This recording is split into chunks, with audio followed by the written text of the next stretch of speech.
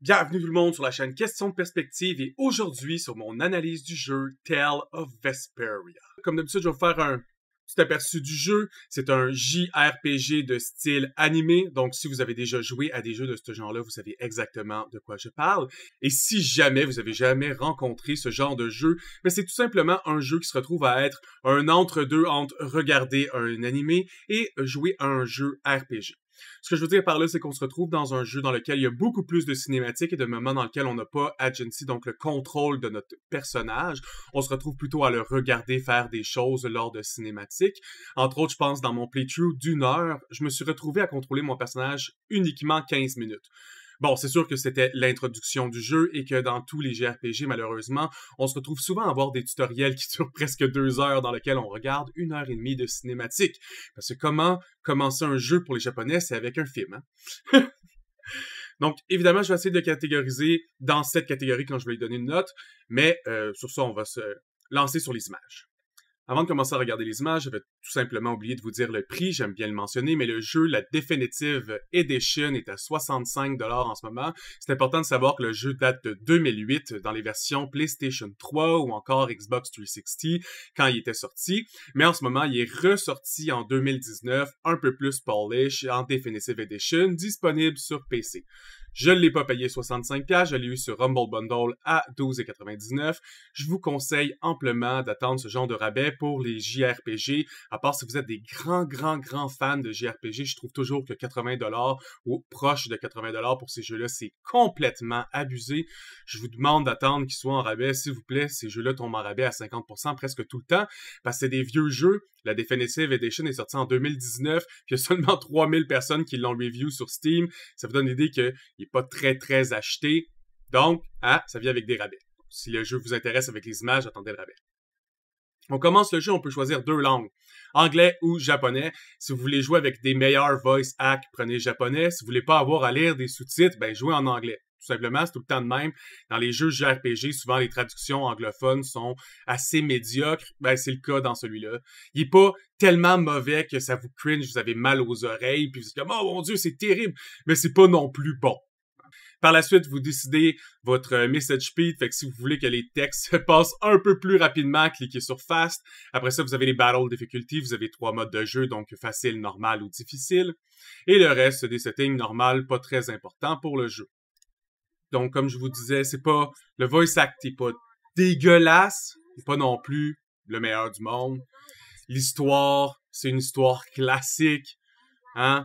Si vous avez déjà vu aussi les Tales of Vesperia, celui-là s'appelle Tale of Vesperia, mais les Tale of est une série de jeux au même titre que les Final Fantasy est une série de jeux. Moi, personnellement, j'ai toujours été plus fan des Final Fantasy. Toutefois, les Final Fantasy ont une mécanique beaucoup plus souvent tour par tour. C'est sûr que les nouveaux, c'est pas le cas. Mais dans les anciens, on avait vraiment du tour par tour classique. Alors que dans Tale of Vesperia ou dans les Tale of, on retrouve souvent un genre d'entre-deux hybride dans lequel vous vous contrôlez sur un aréna 3D.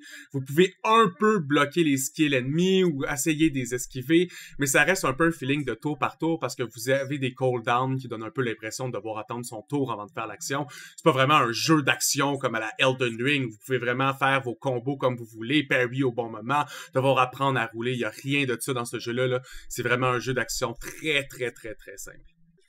Donc, quand vous n'êtes pas en cinématique concrète, vous êtes dans une autre forme de cinématique qui est celui-ci, donc les dialogues passent. Et on se rappelle qu'en ce moment, je suis en fast. Hein. Si vous mettez en slow, ça peut être beaucoup plus lent que ça, avancer au travers les dialogues et les discussions. Quand vous promenez en ville, ça ressemble à ça. Dans la version définitive, ce que je déteste complètement, c'est que les contrôles de caméra sont vraiment dégueulasses et aussi que la map est très linéaire. Il y a certains jeux que j'ai réussi à apprécier malgré leur linéarité, entre autres Final Fantasy XIII 1. Je sais que c'est controversé, il y a beaucoup de monde qui l'ont détesté, mais j'ai tellement aimé l'histoire que son côté linéaire m'a pas tellement dérangé. Mais là, on se retrouve dans une histoire qui est pas la meilleure. Juste narrativement, je donne un 6.5 ou un 7 sur 10. Fait que devoir suivre cette histoire-là dans une ligne droite presque complète. Oui, des fois, vous pouvez tourner à droite ou tourner à gauche, là, mais vous voyez, je me déplace pretty much sur un semblant de 2D. C'est presque une illusion de 3D pour aller d'un point A à un point B. Le premier combat du jeu se retrouve à être contre ces deux gardes-là. Ça nous dit vous pouvez choisir entre être en semi-auto ou être en complètement manuel. Comme je vous disais, vous pouvez vous déplacer, vous pouvez sauter, vous pouvez juste vous déplacer en 2D, mais vous pouvez aussi aller en 3D si vous faites d'autres touches de votre écran. Vous pouvez changer de target entre un et l'autre, dépendant qui vous avez envie d'attaquer.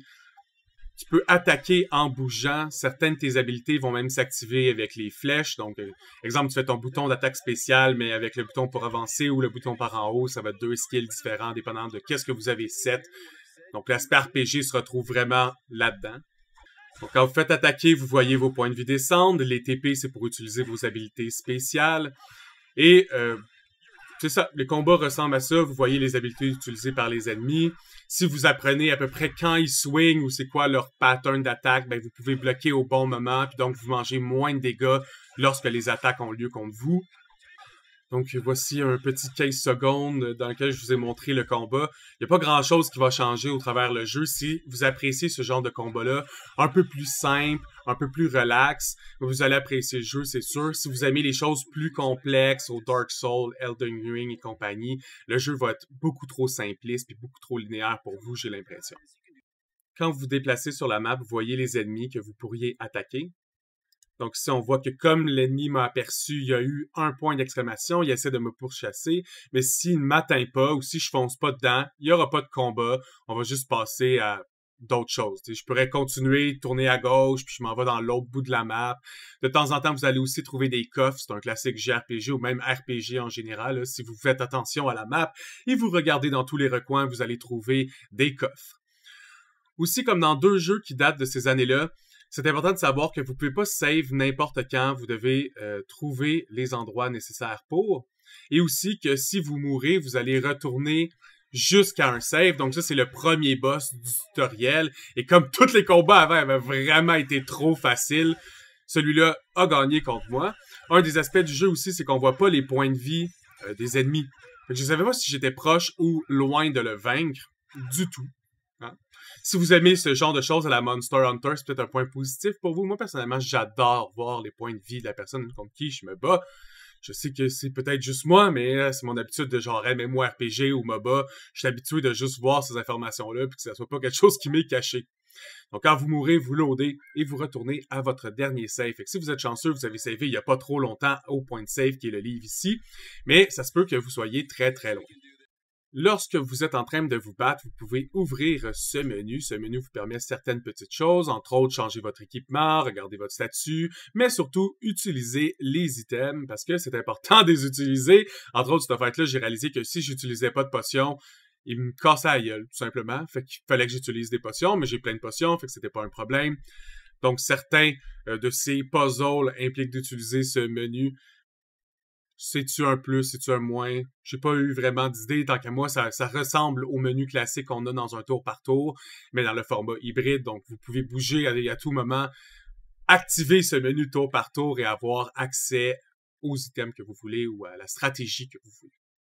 Évidemment, vous n'avez pas qu'un seul character, vous finissez par en débloquer d'autres. Ces characters-là, quand vous les avez en auto, vont caster des spells sur vous pour vous aider, soit sur les mobs pour leur faire des dégâts, ou soit sur vous pour vous healer ou vous donner des buffs.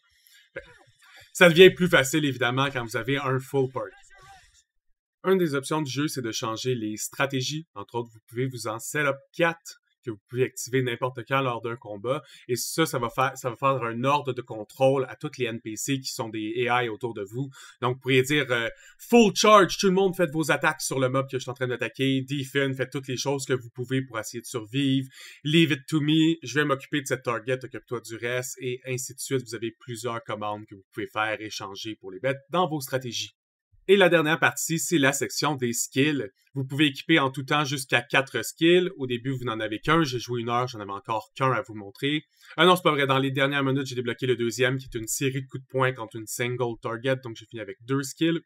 Mais à la fin, vous pouvez en avoir plusieurs d'équipés en même temps. Ils vont tout simplement avoir différents contrôles et vous pouvez les changer comme vous voulez. Donc, ceci est l'aspect RPG du jeu. Évidemment, vous retrouvez aussi l'aspect RPG dans les équipements que vous pouvez mettre à votre personnage pour augmenter sa force.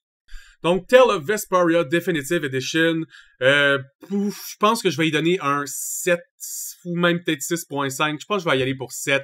Les Tale of ont quand même beaucoup de jeux. Si vous appréciez les JRPG de type anime, ben je vous conseille de les essayer tout simplement. Moi, c'est pas ma tasse de thé. J'essaie d'être objectif en y donnant un 7. Moi, personnellement, ce serait plus un 6 si je prenais juste mon opinion à moi. Tout simplement parce que dans les JRPG, je préfère les JRPG qui sont vraiment moins chers. Si tu me vends un Tale of Vesperia Definitive Edition à 65$, honnêtement, je trouve pas que le jeu est vraiment meilleur au genre de jeux comme Neptunia ou Fairy Fencer, qui est exactement aussi des JRPG, mais on retrouve autour de 20$ ou souvent à rabais à 10$.